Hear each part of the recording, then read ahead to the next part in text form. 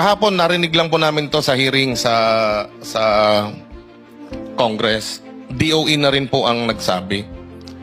Sa Asia Pacific po, Mr. Chair, may nakapark na 43 billion barrels na 43 million barrels na crudo, equivalent to 2.5 billion liters ng crudo at gasolina. Sila na po ang umamin nito kahapon. Ibig sabihin po, sa Asia Pacific lang tayo kumukuha ng langis, Mr. Chair.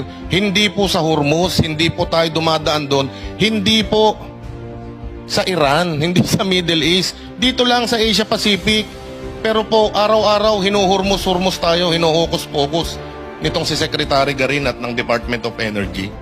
Pagmamalabis ito, pananamantala ito ng mga oil companies na ganun din kinita po ng ating gobyerno doon sa windfall profit.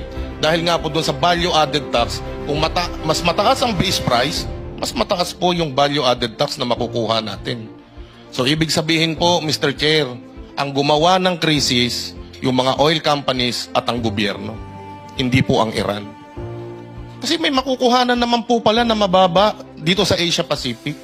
Ang dami po na stock, nasa 43 million barrels, 2.5 billion liters, ganun po karami.